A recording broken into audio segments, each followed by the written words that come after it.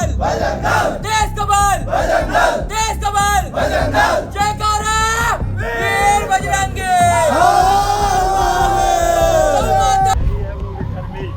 इसने गौ माता के साथ अनाचार किया, तो गौ माता बोल नहीं सकती। प्यार हो रहा है हमारी गौ माता के साथ, ऐसे धर्मियों को छोड़ा ना जाए, बख्शा ना जाए। हर बार नाम वही है, काम वही है, और ये हमारे रायपुर राजधानी है। ये इस तरह की 10वीं 11वीं घटना है, और ये ऐसी घटना है जो आज हमारे सामने आई है। गौ माता जो बेजुबान है, जो बोल नहीं सकती, उसके ऊपर इस तरह का अनाचार हो रहा है। आप जल्द से जल्द इस विषय पे कानून लाए। कि जब कोई व्यक्ति ऐसा कुछ करता है तो ऐसा कहा जाता है, उसको आधार माना जाता है कि वो मानसिक रूप से प्रताड़ित होगा या विकलांग होगा या दिव्यांग होगा, बहुत सारी बातें कही जाती है। तो उस हैवान को जो है, क्या केवल गाय माता ही दिखती है उसके समय में, और कोई जानवर नहीं दिखते? 70 साल की उम्र में आदमी कैसे खाना ढंग से खाऊं, कैसे 100 कदम चलूं, इस विषय पे विचार विमर्श करता है कि कैसे आगे और जिंदा रहूं। लेकिन 70 साल की उम्र में भी जिस प्रकार से वो गौ माता के साथ अनाचार दुराचार कर रहा था एक हफ्ते से, वो हिंदू जनमानस, हिंदू भावनाओं के साथ खिलवाड़ कर रहा था। और 150 करोड़ आबादी वाले इस देश में जिस पशु को आराध्य की तरह पूजा जाता है, उसे पशु की तरह नहीं, उसे एक माँ की तरह पूजा जाता है, और उसका नाम है गाय माता। उसके साथ ही जब अनाचार हो तो क्या कहने नहीं। ये जो घटना है छत्तीसगढ़ की राजधानी रायपुर में हो चुकी है, और यही कारण है कि आज ये जो लोग हैं मेरे पीछे खड़े हैं, वो लोग इस बात को लेकर यहाँ पर खड़े हुए हैं। क्या पूरी घटना है, पूरी इनसे जानेंगे। क्यों देर रात तक ये थाने घिराव करके रखे थे, और क्यों अब तक ये कोर्ट परिसर में खड़े हैं, और कैसे एक व्यक्ति जो देखने में वृद्ध है लेकिन उसके जो काम है वो कहीं से भी वृद्ध वाले नहीं है। सारी बातें इनसे जानेंगे। और नमस्कार आपको। पहली बात तो थोड़ी घटना को संक्षेप बताइए, क्या हुआ था? जी, घटना ऐसी है कि एक व्यक्ति जो यूपी से यहाँ आया हुआ था अपनी बेटी के घर में जी। और एक हफ्ते से लगातार गौ माता के साथ अनाचार दुराचार कर रहा था। ये घटना हमारे रायपुर के मोबा बाजार चौक के से मात्र 500 मीटर दूर जो पुराना आमानाका थाना है, वहाँ पर की घटना है।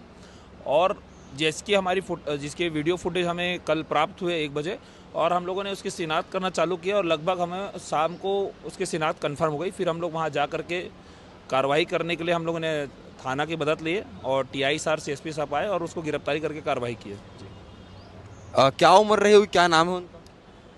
जी देखिए, विषय ऐसा है कि ये जो दुष्कर्म की घटना है, हर बार नाम वही है, काम वही है, और ये हमारे रायपुर राजधानी है। ये इस तरह की 10वीं 11वीं घटना है, और ये ऐसी घटना है जो आज हमारे सामने आई है। और हमारे प्रदेश में और देश में ऐसी हजारों लाखों की संख्या में इस तरह की घटना होती होंगी जो हमारे समक्ष प्रस्तुत नहीं होती। तो मैं आपके चैनल के माध्यम से सरकार से निवेदन करता हूं कि दिन पर दिन गौ माता जो बेजुबान है, जो बोल नहीं सकती, उसके ऊपर इस तरह का अनाचार हो रहा है। आप जल्द से जल्द इस विषय पे कानून लाए ताकि गौ माता हमारी सुरक्षित हो और गौ माता पर इस प्रकार के अनाचार ना हो। मतलब गौ माता को राष्ट्र माता बनाने की या राज्य माता बनाने की मांग बहुत दिनों से हिंदू संगठन कर रहे हैं। जी।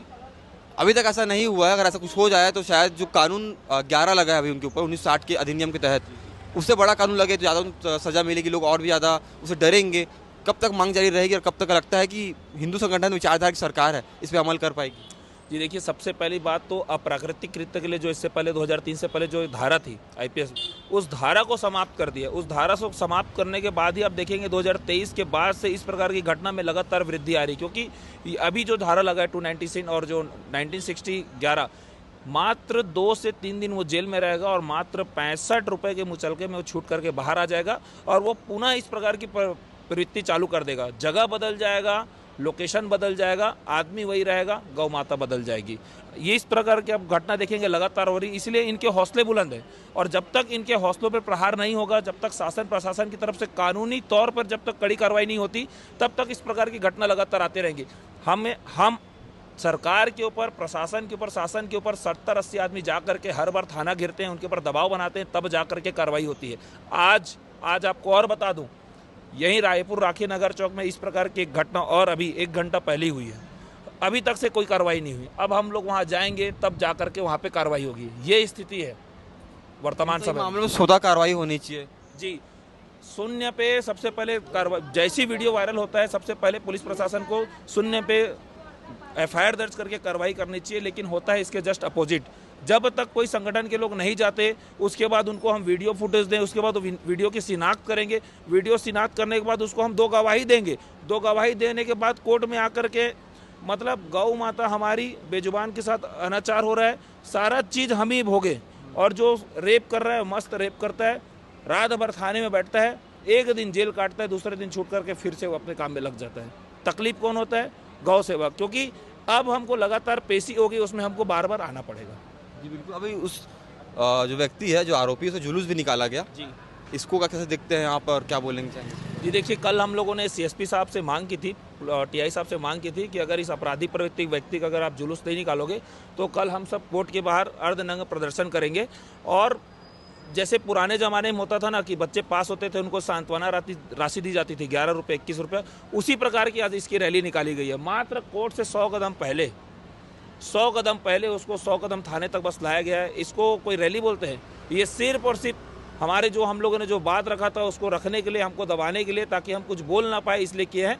हमने प्रशासन का भरपूर सहयोग किया, प्रशासन के साथ ही उसके घर गए, उसको उठा करके लाए। हमारे पास सारी जानकारी थी, अगर हमको कानून हाथ में लेना रहता तो अप्रिय घटना घट सकती थी, लेकिन हमने ऐसा नहीं किया। लेकिन शासन प्रशासन लगातार हिंदू समाज को ठगने का काम कर रहा है, जो पूर्ण रूप से गलत है।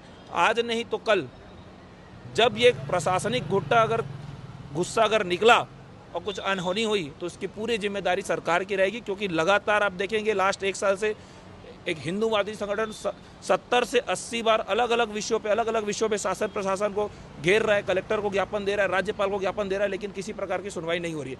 और मैं आपको पुनः आपके चैनल के माध्यम से बताना चाह रहा हूँ कि हिंदूवादी सरकार नहीं है, ये हिंदुओं का वोट इसको ज़्यादा है।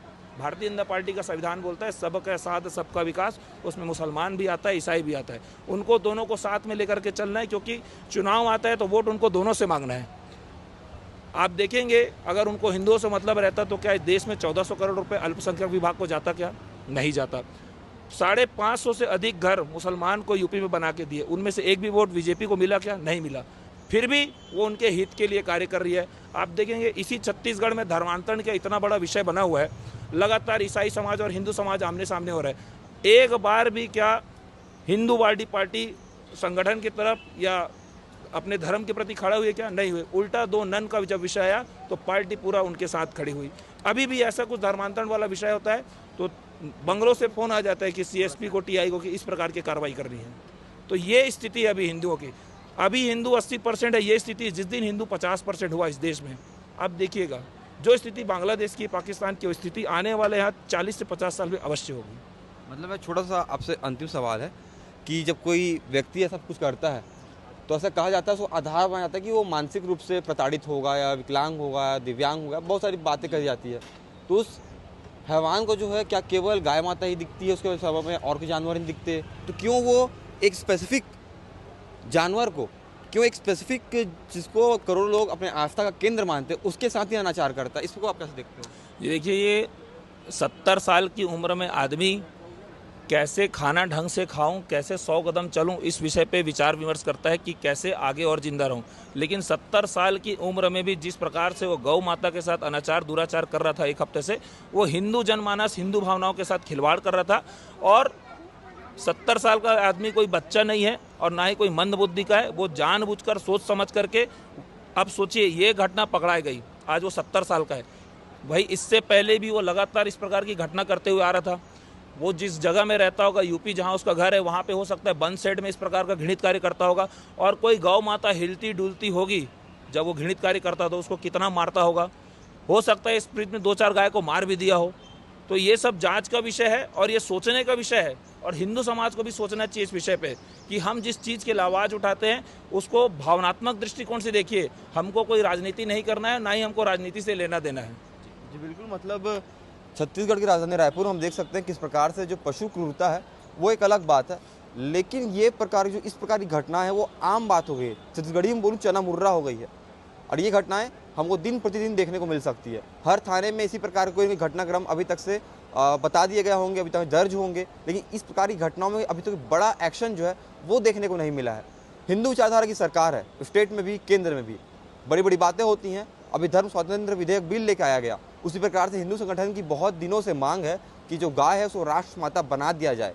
अगर ये बना दिया जाएगा तो और भी बड़ी धाराएं लगेंगी, जो आरोपी है उसको और कड़ी सजा मिलेगी और हो सकता है कि जो ऐसे लोग हैं उनके मन में भी डर का माहौल हो। बहर फिलहाल जो वो आरोपी है उसे जेल भेज दिया गया है, उस पर कार्रवाई की जा रही है। पूरी घटना आपके सामने है। आप बताइएगा उस पूरी घटना को लेकर के आपकी क्या राय है?